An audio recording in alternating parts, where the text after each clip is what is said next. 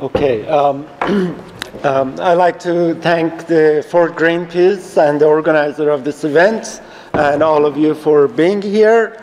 I'm going to start with brief remarks on the current situation of the political, social, and economic situation in Iran in the post-deal era. And we're all going to try to keep our remarks fairly brief in the interest of having an engaging Q&A discussion with you. So let me start by an overview of what is the current political situation in Iran. And before going ahead, I want to make an overall observation about the Iranian society today. A characteristic that has become quite evident over the past 2 decades is that the current generation of Iranians, particularly much of the population are youth under the age of 35, born after the revolution. This generation has very clearly demonstrated that the majority of them are reformists, not revolutionaries. And that's in great contrast to their parents' generation, who brought about the 1979 revolution.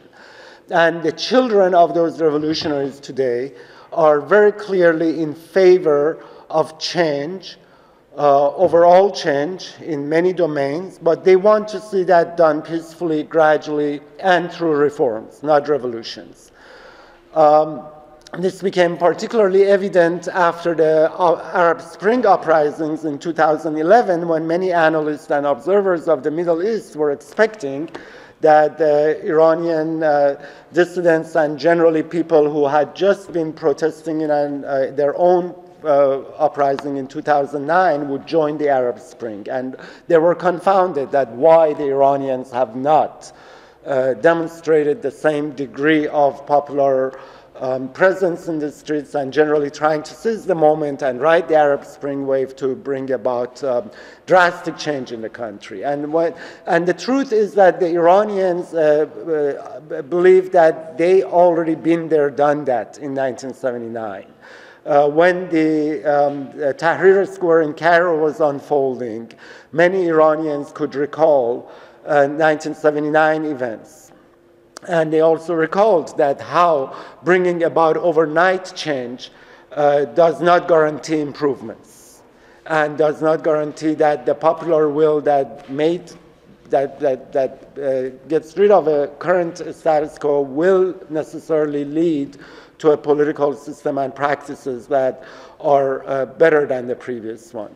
So for that reason, they are very much in favor of reform, a movement that really began in post-revolutionary Iran with the election of a reformist president in 1997. And I bring him up because between 1997 to 2005, he was president. And an entire generation, Tara, I think, is an example of that, OMID is an example of that, came of age during those 8 years, believing very much in the discourse of reform and changing through social activism in a peaceful way. This generation also would like to see it's a struggle for political change in the mold of civil rights movement of Martin Luther King or Gandhi's movement in India or South Africa's anti-apartheid regime. They try very hard to draw lessons and to hope that one day in Iran they can proceed with change in that kind of systematic and peaceful way.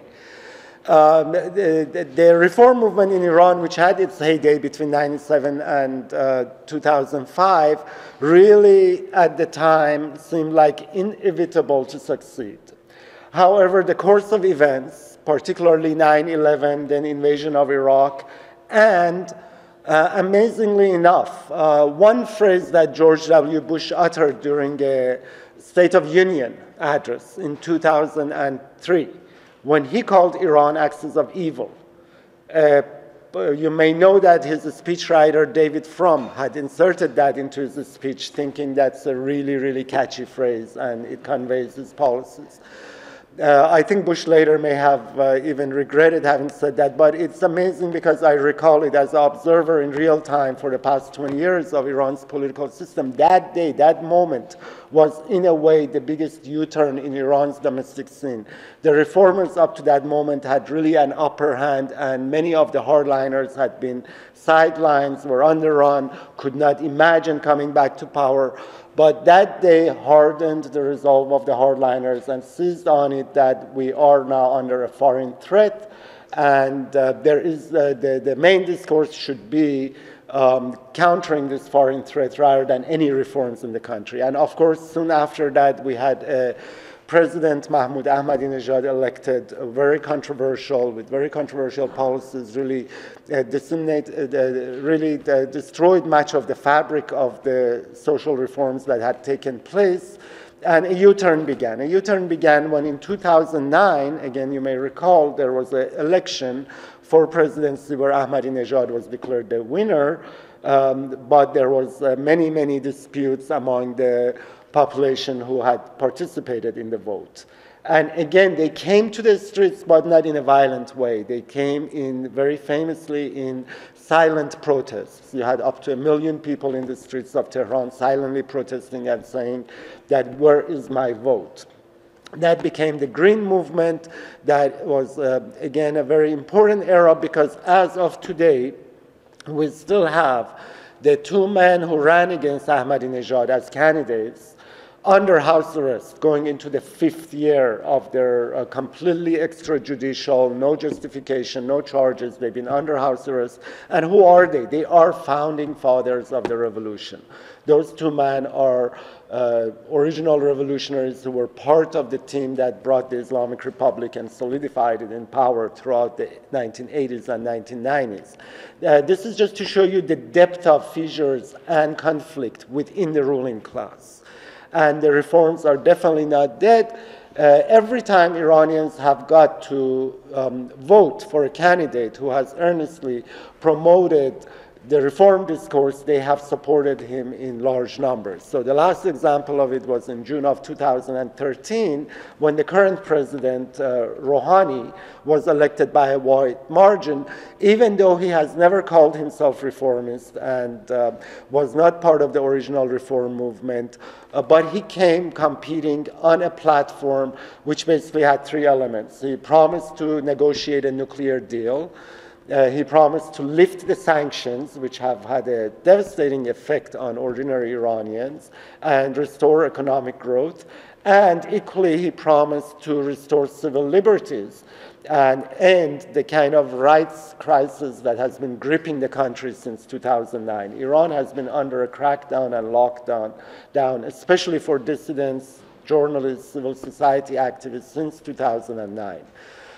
He got elected by a wide margin. Now we're into his 3rd year of presidency, and of course he has delivered on one of these 3 elements, the nuclear deal, which is very welcomed. Very welcome, but he has been lagging on the economic front, particularly because sanctions have not been lifted yet, and there isn't yet much relief for the ordinary population. And on the rights front, he has not delivered at all, because hardliners have kept a very, very strong pushback, preventing and even increasing a lot of the rights violations. This is a situation when we're facing and marching into a very important February. In February, 2 significant elections going to take place in Iran. One is for the parliament, and one is for the so-called Assembly of Experts. The parliament obviously is supposed to represent different districts of the country, and the current sitting parliament truly represents a tiny minority of the country, because it was elected at the height of the post-2009 crackdown, and there was really no competition, and a single group has dominated it, and they have been the biggest obstacle for Rouhani to bring about any changes. And they're the ones who are extremely fearful of the nuclear deal in general. The hope is that these elections would have some semblance of competition and fairness, that reformists would be allowed to run, even though it's highly questionable. But if there is a more balanced parliament, Iran will, the reform momentum will gain traction a lot, and we're watching it very closely. The Assembly of Experts is as important because it is in charge of electing the supreme leader, who is really the almighty single individual who can veto many other branches' policies and is really in control of the country overall. The current leader is in his late 70s. This assembly usually has a time of 10 years after its election. So there is no question whoever gets elected will be playing an important role in determining who is the future supreme leader in the coming years. And therefore, there are very significant competitions going on into which faction can participate and possibly dominate the assembly of experts. Now, I just want to tie in some of this to the nuclear issue. As I mentioned, the nuclear diplomacy and is extremely welcome. And the fact that at least for the moment it appears that the threat of war on Iran has been lifted is a very positive development. And the majority of people in the country supported it. It's very important to know that also dissidents and human rights community in Iran, people who are victims of human rights violations, they are very solidly supported a diplomatic resolution of the nuclear deal. And their voices are collected in a report our organization has published, which you can pick up a copy at the table there to see what is their reasoning. They really hope, they don't think the nuclear deal will automatically lead to significant opening in Iran, but they see it as a window of opportunity that should not be missed. Not to say that they have been very critical of the sanctions, which have been a form of collective punishment and really have hurt civil society in general. And they hope that by lifting of sanctions and there will be some more political opening if Rouhani is empowered more through economic reforms. It is very important for proponents of the deal to understand the domestic dynamics inside the country, to understand that the current system in power, particularly the judiciary and the security forces, are repressive, that we should not close our eyes to the realities, the harsh realities of this regime while we promote opening with Iran, because if we do that, we have seized that discourse entirely to the opponents of the deal, who will use it to undermine it. Therefore, in my opinion, it's very important that proponents of diplomacy and the nuclear deal who want a successful implementation of it to also speak out on human rights violations in Iran, which are not pedestrian. They are not really something to be looked over. Just to give you an example, what makes Iran very unique globally, number one is the huge number of executions in Iran. On a per capita basis, Iran executes year after year for 15 years now more people, more convicts than any other country. And the real problem with it is also the complete lack of due process and transparency in the judiciary. Many of these people do not get a fair hearing, and these sentences are handed down very easily within the Iranian judiciary. This year we are marching towards surpassing 1,000 executions, which will be a record since the 1980s. That makes Iran unique. Iran is the largest jailer of journalists and people who dare to write or criticize the government or the state or the official narrative. There are more journalists in jail in Iran in a given time than any other country mostly. Also, in general, we're one country where the civil society has completely been shuttered since 2009. There are no independent organizations allowed to operate, and there has been a huge wave of migration and people going into exile from civil society since 2009. Iran is the only country, probably along with Turkmenistan and North Korea, where no independent monitors, human rights monitors and organizations such as Amnesty International or Human Rights Watch can travel there even for a short time or make a report there. This has been going on for decades. And of course, the domestic human rights community has to basically operate underground, even though they have been very durable and brave and continue to operate. So these are distinctions that Iran has, not to mention that there is really zero tolerance of peaceful dissent at the moment.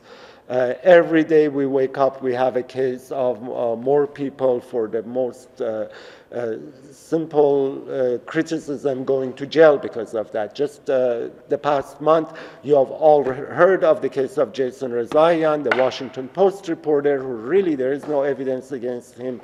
We know his case extremely well. We even know more or less the details of the interrogations.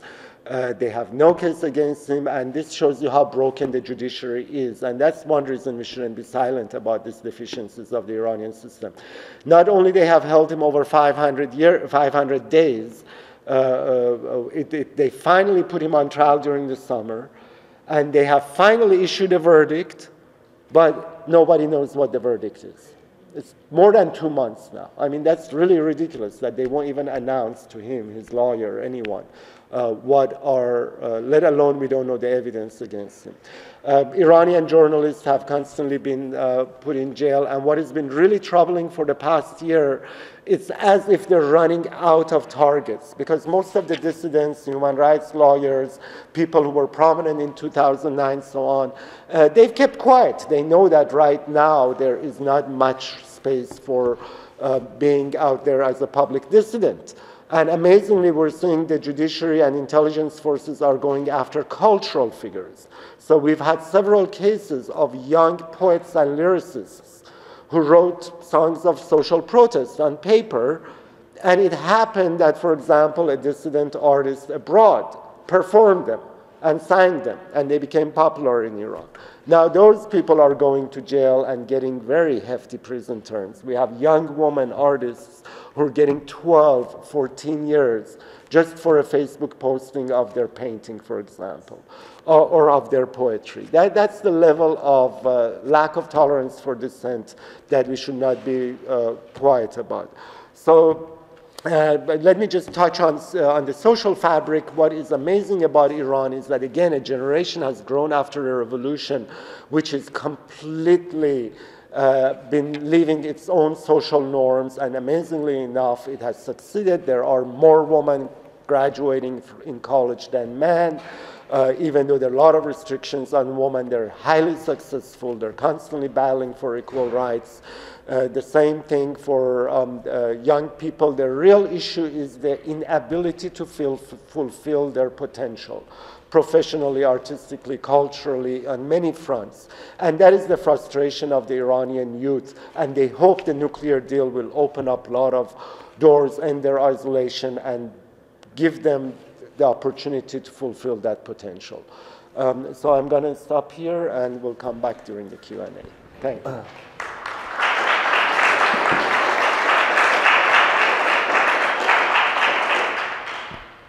Thank you, Hadi.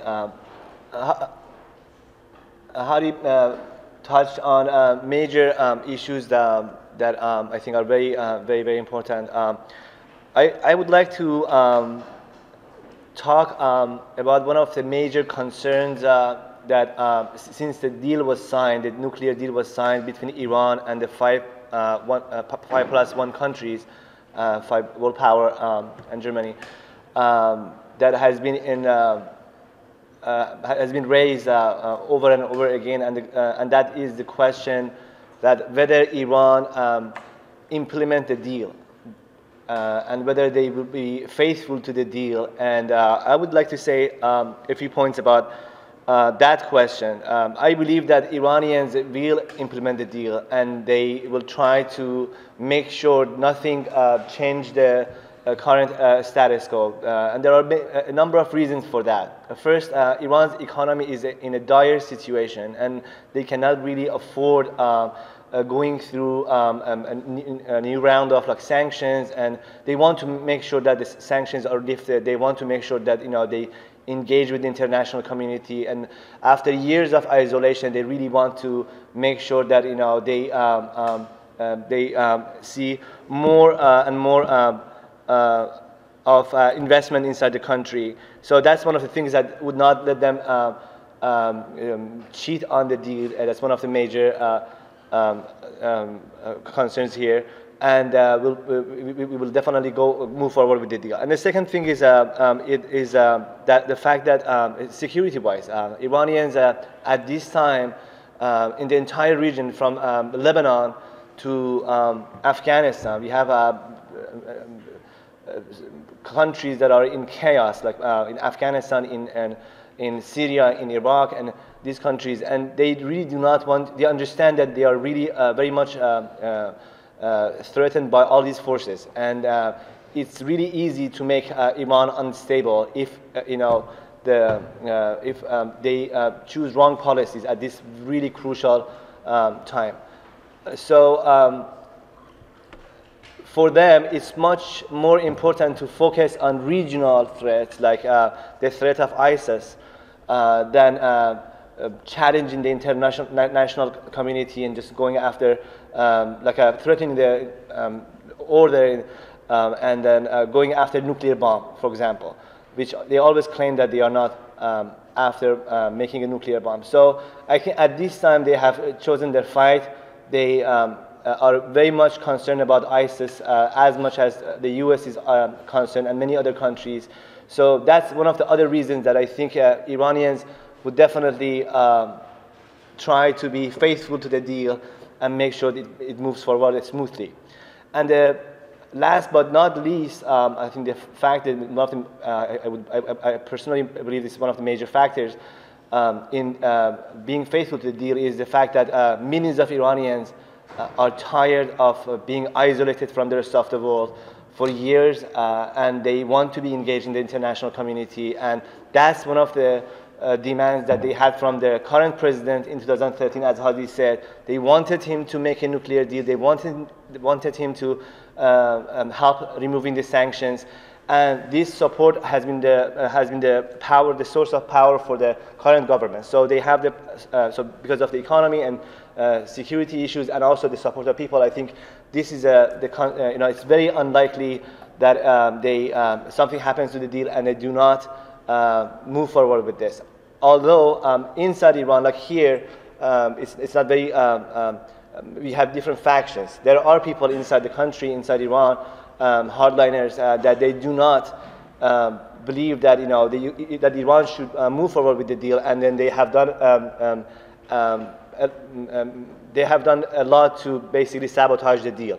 I believe that because of these reasons that I mentioned, they would not be able to accomplish anything. But that's one of the factors on the table. And if, as Hadi mentioned, if things change internationally, if the U.S.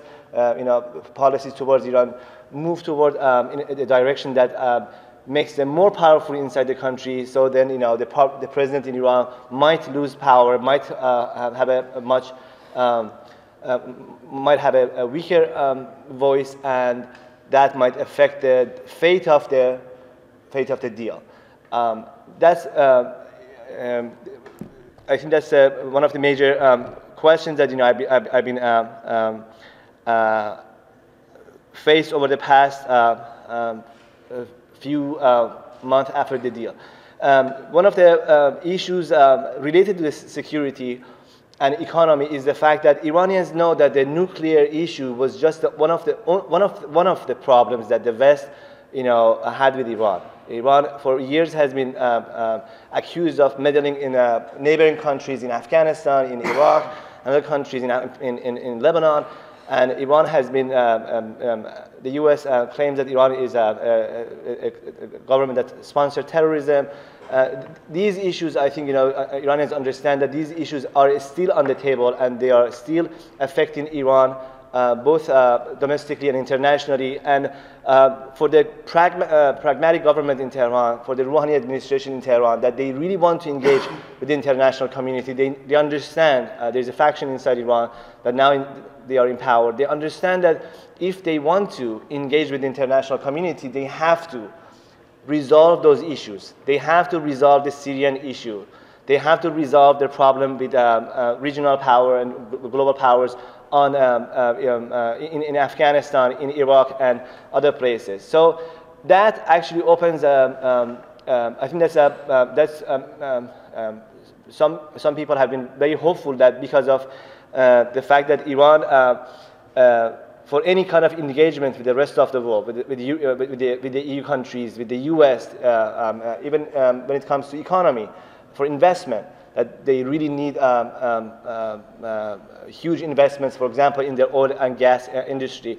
They have to resolve these issues internationally, and I think that's we can be hopeful that in the months to come, because of Iran's mutual interest in fighting, for example, ISIS, they get more engaged with other countries to resolve the issues that we are facing in Syria. That's one of the, if you're optimistic, you might think that might be one of the options. But on the other side, as I said, it all depends on how other countries, engage with Iran and how their policies toward Iran, as Hadi mentioned about the axis of evil remark, how it changed the dynamic inside Iran. It depends on that too, that how U.S. policies, can change the balance of power inside the country.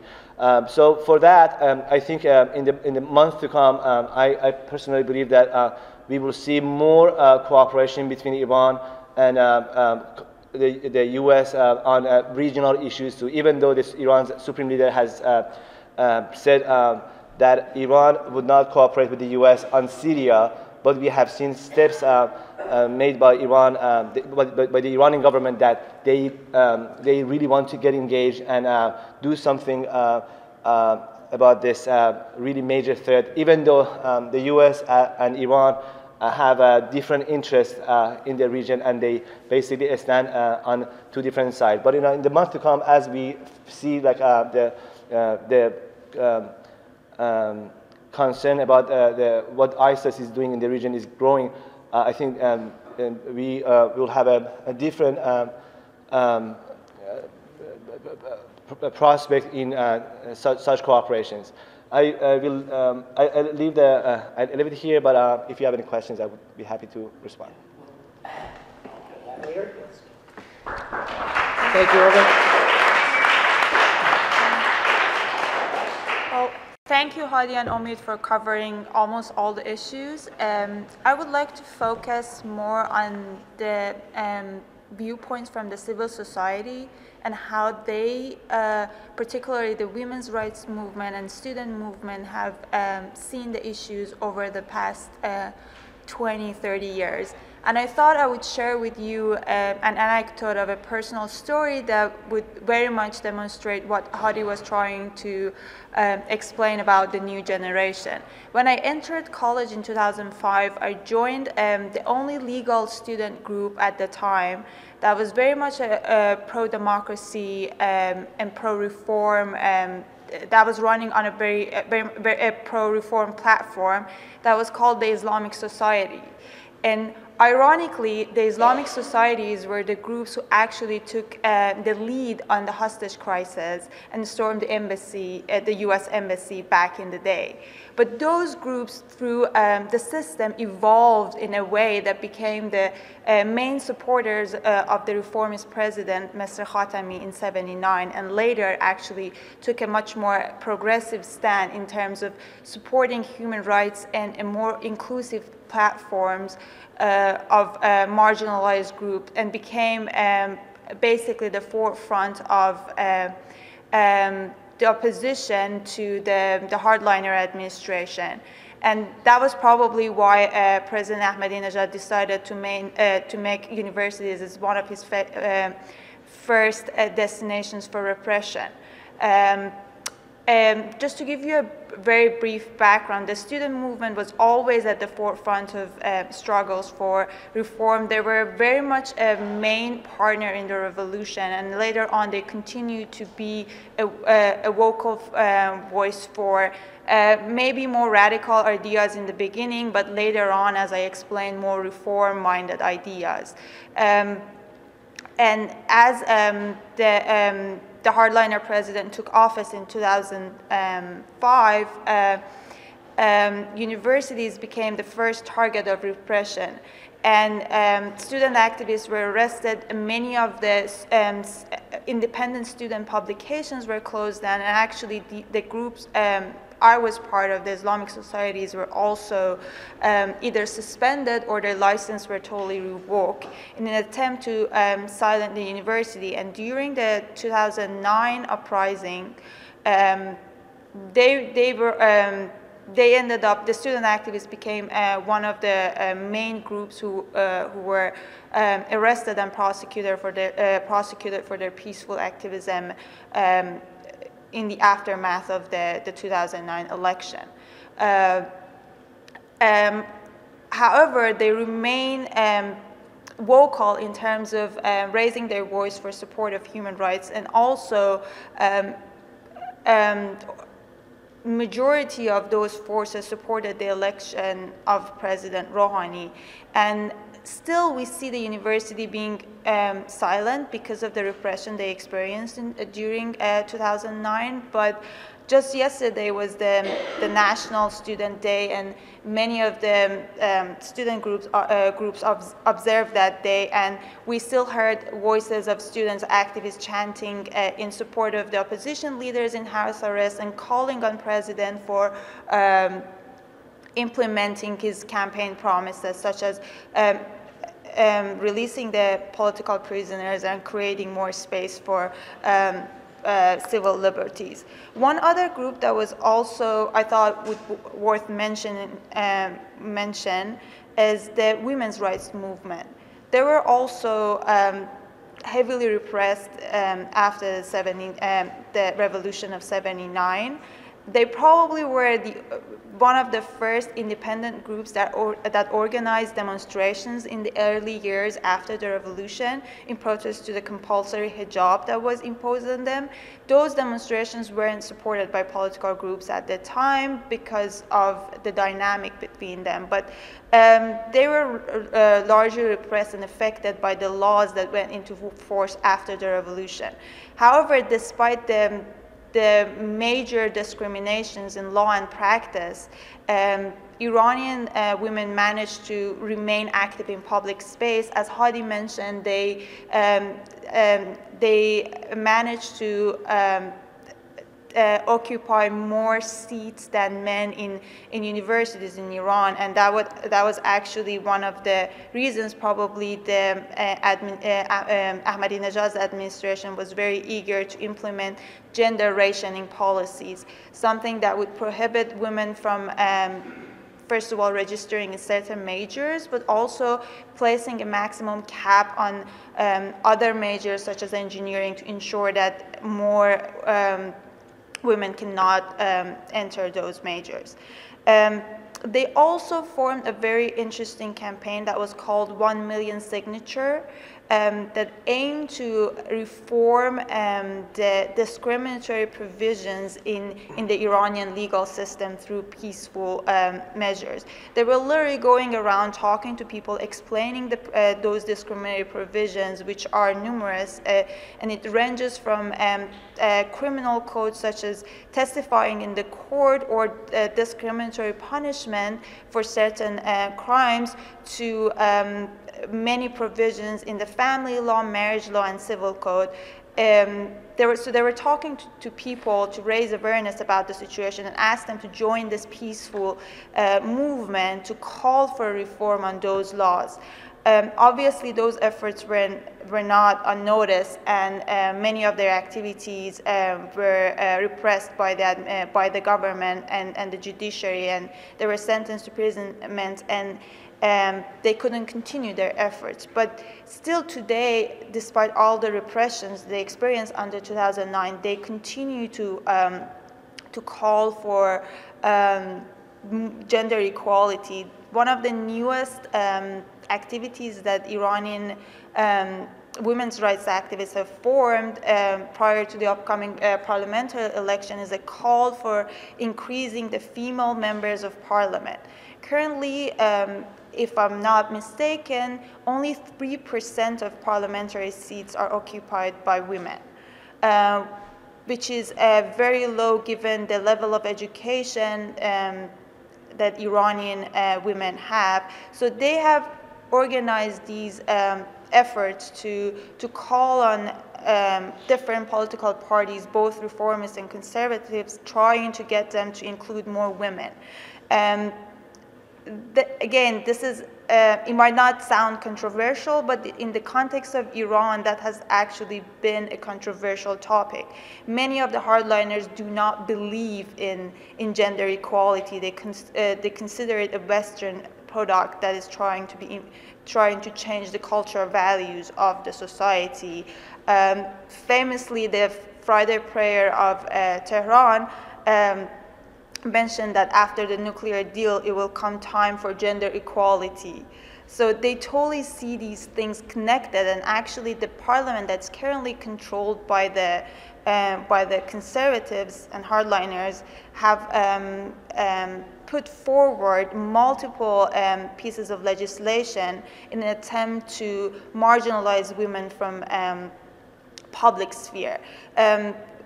Draft bills that impose different restriction in the women's right to work, and also their sexual and reproductive rights, which actually used to be a successful example of family planning in the region, but in attempt to increase the population, the government actually, the new government is not supportive of those measures, but very much the parliament is trying to put forward those pieces of legislation that would limit the public space for women even more. So the parliamentary election is also a very interesting test to see if women can first of all be elected, but also to see if they can push forward their agenda for a more equal legal framework. I personally don't see that's going to happen, but I mean the major legal reforms won't happen even in the face of a more moderate parliament. However, the current president has appointed a quite progressive vice president for women and family affairs, who was part of the civil society, and she has actually been trying to call out lawmakers and other hardliners who are trying to repress women even more. And she has been very open in addressing issues such as domestic violence, gender discrimination in the job market, for hiring process, and things like that. So hopefully she can be able to push some of her ideas through the legislative process if the parliament can succeed. And just to sum up what I was trying to say is that despite all this repression, as Hadi mentioned, the Iranian population is very young, and despite all the filtering that happens in Iran, the Iranian population is actually very connected to the world. I think the latest statistics they announced was something over 80% internet usage in Iran. Obviously, that doesn't mean there is an equal distribution across the country. The usage is actually mainly because of the cell phone, 3G internet on cell phones that people have, but that makes them connected to each other and to the world. So they're very updated on what's happening inside the country and what's happening outside. And they're also very connected, because of this wave of migration that was mentioned, they're very connected to Iranians who are living abroad. While the space for assembly and expression is quite limited in Iran, the young generation in particular use social media and other platforms to discuss all those issues. There are multiple forums using even cell phone apps that people discuss the daily news or try to organize. And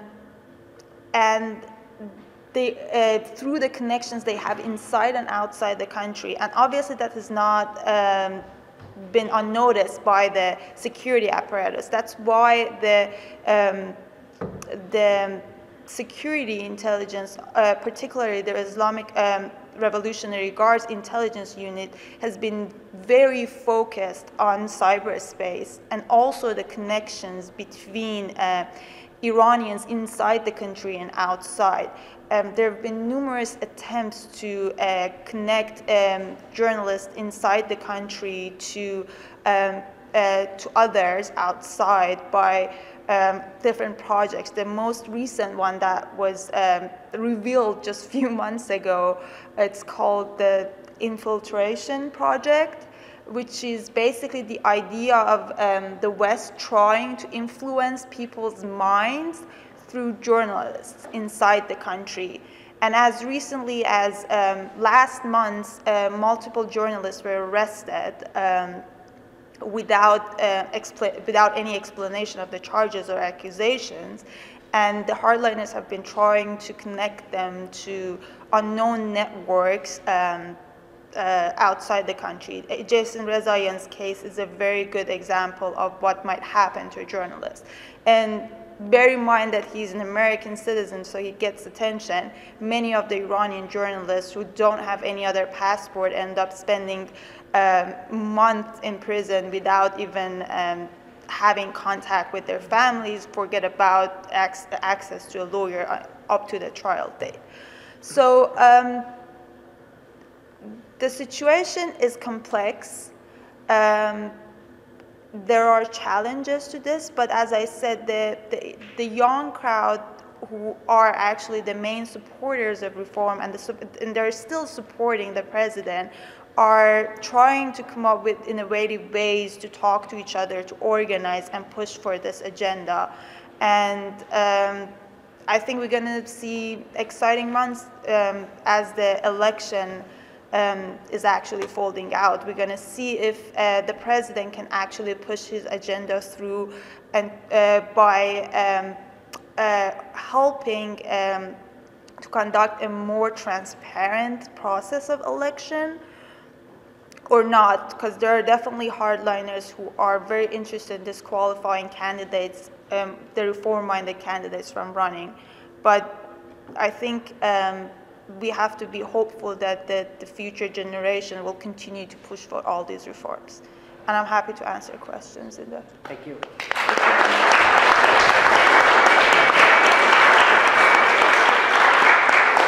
We're going to take a 5-minute break.